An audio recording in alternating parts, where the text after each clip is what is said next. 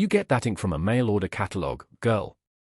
The voice was young, sharp, and soaked in the kind of arrogance that came from a lifetime of being the biggest fish in a very small pond. Mai didn't look up from the sack of flour she was inspecting. The simple act of checking for weevils deserved more of her attention than the pair of rough-hewn cowboys standing over her. She could feel their presence, the sheer physical bulk of them. They were big men carved from prairie dust and cheap whiskey, wearing trail-worn clothes that did a poor job of hiding their swagger. The one who had spoken, a man with a hard jaw and eyes that seemed to miss everything important, leaned forward, planting his calloused hands on the counter of the general store. His knuckles were raw and split. "I'm talking to you." He gestured with his chin toward Mai's left forearm, which rested on the worn wood. There, on the smooth skin, was a faded tattoo.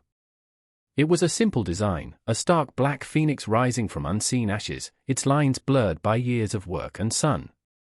It looked less like a proud emblem and more like a half-forgotten memory. "What about it?" Mai's voice was quiet, a low murmur that seemed to cost her effort. She finally lifted her gaze. Her eyes, dark and deep, held a placid stillness that seemed to unnerve the young cowboy. The second man, quieter and with a perpetually dull expression, nudged his partner. "Decker, leave it be." Decker ignored him.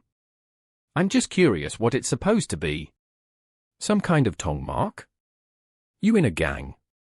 He smirked. "What's it called?" "The Lotus Blossoms." The general store, a cozy place run by a widow named Martha, had been humming with the quiet afternoon trade. Now, a pocket of silence was expanding from Mai's spot at the counter. Martha, a woman in her 50s with a kind but weary face, froze with a bolt of calico in her hand. Regulars who knew Mai, the quiet Chinese girl who came in for supplies for the small laundry she ran at the edge of town, shot nervous glances at the two imposing men. Mai took a slow breath, the scent of milled grain and cured leather filling her lungs. "It is just something from a long time ago." "A long time ago," Decker mimicked, drawing the words out. "You been here, what? A year? Came over on the boat, did ya? Maybe you got that in some opium den in San Francisco." The condescension was thick enough to be a physical force. He was testing her, prodding her, enjoying the perceived power dynamic. He and his partner were top hands for the biggest ranch in the territory. This girl was just a foreigner, a piece of living history that had forgotten to stay where she belonged. "Something like that," Mai said, her eyes drifting toward the window as if the conversation was already a distant memory. This infuriated Decker. He expected deference, or at least a flicker of fear. He was getting nothing but calm indifference. "You know, we don't like it when folks pretend to be something they're not. It's disrespectful." He pointed a thick finger at the tattoo again. "That ink on your arm. I ain't never seen its like. And trust me, I've seen plenty of your kind working the rail lines." The second cowboy, Boone, finally spoke up, his voice low. "She ain't claiming anything, man. We're here for barbed wire. Just let her be." "No," Decker snapped, his focus locked on Mai. "I want to know. I want to hear the story that goes with your cheap tattoo.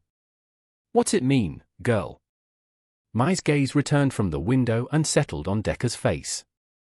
It wasn't a challenging look.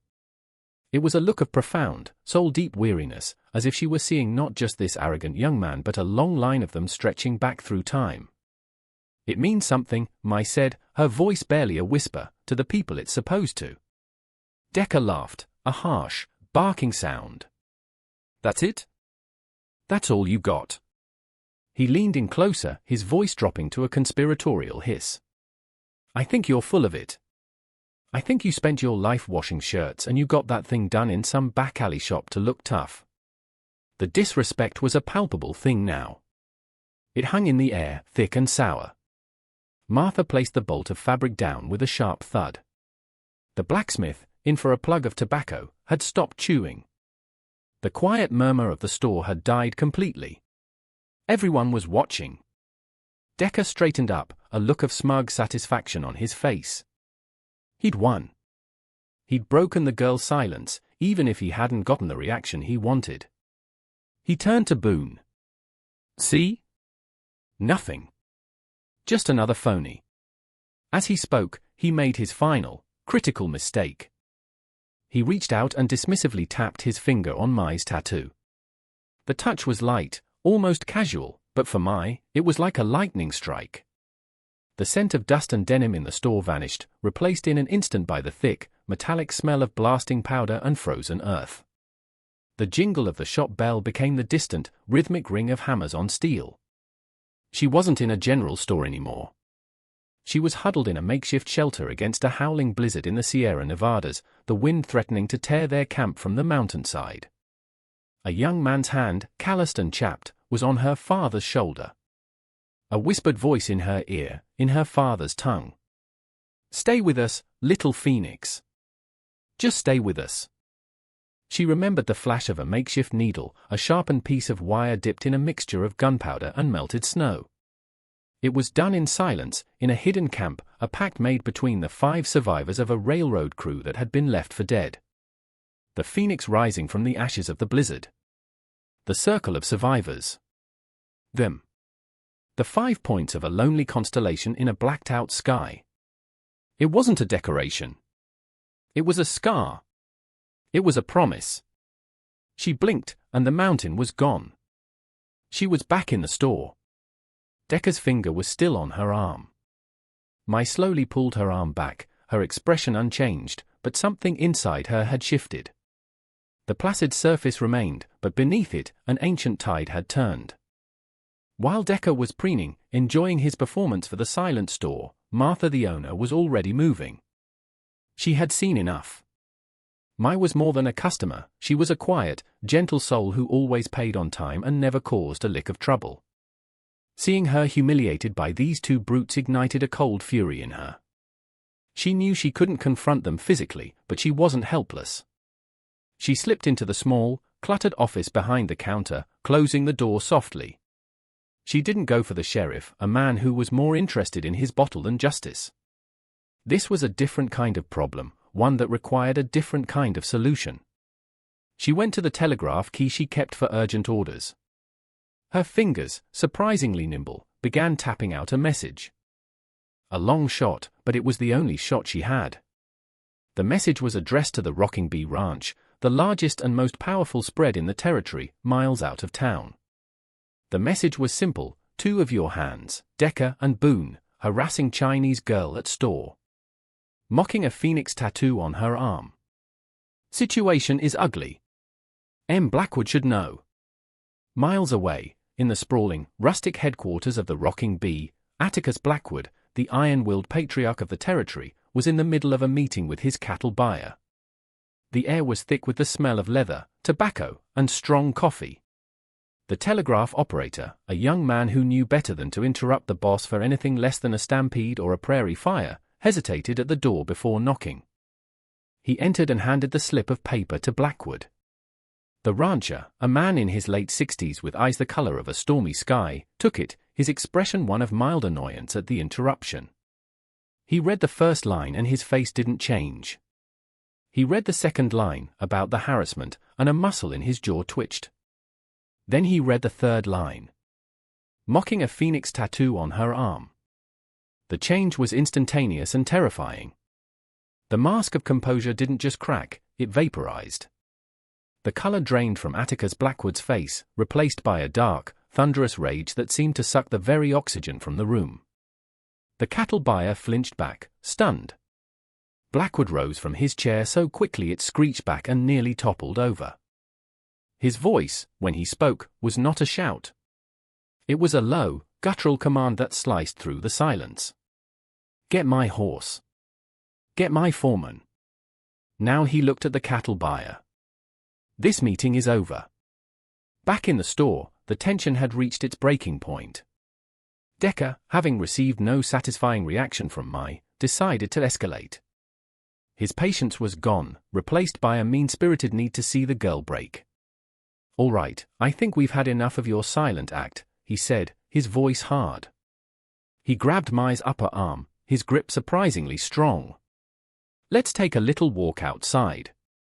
You and me, we can talk about respect. He was threatening to physically assault her in a public place. A collective gasp went through the room. Boone grabbed his partner's shoulder. Decker, no. What are you doing? But Decker was beyond reason. He started to pull Mai from the counter. It was then that the sound reached them. It wasn't the familiar plodding of farm wagons. It was a deeper, more ominous sound. The thunder of powerful horses moving at a full gallop. Heads turned toward the windows. 3 riders had screamed down the main street, their horses churning up clouds of dust. They pulled up in a perfect formation in front of the store. Before the horses had even settled, the lead rider dismounted. He was not a young man, but he moved with an unnerving, powerful grace. Decker and Boone froze. They recognized the horse. They recognized the man. Their blood ran cold. The arrogance and bluster drained from Decker's face, replaced by a sickly pale confusion and the first icy tendrils of pure dread. Out of the dust strode Atticus Blackwood. The silver conchos on his saddle glittered in the afternoon sun. He didn't look at anyone, his eyes burning with a cold, controlled fire, were fixed on the store's front door. He strode toward it, his foreman falling in silently behind him. The bell above the door jingled softly as the rancher entered. The room was so quiet that the sound was like a gunshot. He filled the doorway, his presence sucking all the air from the small space. He ignored the stunned cowboys. He ignored the gawking townsfolk. His gaze swept the room and found the girl at the counter. He walked directly to Mai. He stopped, his polished boots inches from her. Decker still had his hand on Mai's arm. The rancher's eyes flicked down to that hand, and the look in them was so venomous that Decker snatched his hand back as if he'd been burned. Then, Atticus Blackwood did something that no one in that store could have ever predicted. In the dusty general store, surrounded by the smell of flour and tobacco, the most powerful man in the territory stood before the small Chinese laundress and gave a short, formal bow from the waist. A gesture of profound respect. Time seemed to stop. After a long moment, the rancher straightened. His voice, when he spoke, was thick with an emotion no one had ever heard from him before. "Mai Ling. It is good to see you." Mai looked up at him, and a faint, sad smile touched her lips. "Atticus. You have gotten old." Blackwood allowed himself a small, grim smile. He then turned his attention to the 2 cowboys, who looked as if they were about to be physically ill. His eyes were arctic voids. "You," he said to Decker. "You questioned this woman. You questioned her mark."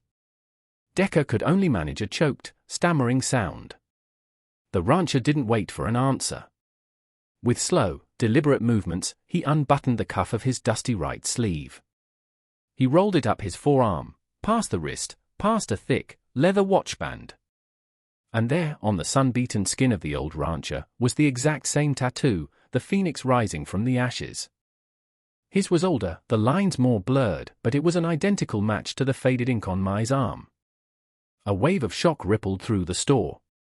"Let me tell you who you were speaking to," the rancher said, his voice low and dangerous, yet loud enough for everyone to hear. "This is Mai Ling, daughter of Chen. Before there was a town here, before there was a ranch, there was the railroad. There was a handful of men sent into the mountains to do the impossible. They were ghosts. Their names were never written in any record books. This girl's father, Chen, and 4 others were the founding members of the very land you stand on." He took a step closer to Decker and Boone, his voice dropping even further. "In the winter of '69, on a stretch of track so remote it still ain't on any map, our crew was caught in a blizzard. We were buried, left for dead. For 3 weeks, we survived in a cave. Her father, Chen, kept us alive. He was the one who found the way out. When I was just a young man, half frozen and ready to give up, Chen carried me on his back for the last day to get to the supply camp. Of the 5 men who wore this mark, only 2 of our families are left. You are looking at both of them." He let that sink in. The weight of his words settled over the room, crushing Decker and Boone beneath them. The townsfolk stared, their mouths agape, looking at the quiet girl with a completely new understanding. They were in the presence of a history they never knew existed. The rancher turned back to his hands. The rebuke when it came was not loud. It was a quiet, surgical evisceration. You wear the brand of my ranch. That is supposed to mean something. Today you forgot what honor is. You forgot what respect is. You forgot that every single thing you have, every meal you eat, every dollar you earn, was paid for by the sweat and blood of people like her father. You forgot to respect your betters. You forgot everything. He looked them up and down with utter contempt. The bunkhouse, sunrise tomorrow. Be prepared to be given new duties. He had just ended their careers as respected cowboys. As the two young men stood there, broken and humiliated, Mai finally spoke. She looked not at the rancher but at the pale, shattered faces of Decker and Boone. Her voice was soft, devoid of anger or triumph. The tattoo does not make the person, she said, her dark eyes holding theirs. The person makes the tattoo mean something. All this, she gestured vaguely at the rancher, the store, the town, it comes and goes. But your character, son, that is the only thing you truly own. Try not to lose it. With that, she looked at her old family friend. Buy me a cup of tea, Atticus. It has been a while. As Blackwood put a steadying hand on Mai's shoulder, a final fleeting image bloomed in his mind, not of the blizzard, but of a quiet moment after. A makeshift camp, a much younger version of himself, his arm bandaged, wincing as Chen himself, his hand steady, applied the last touches to the fresh tattoo on the young man's arm with that same sharpened wire. He remembered Chen's words from that day, a half-century ago. It is a promise. To remember the ones who are not here, and to never, ever quit.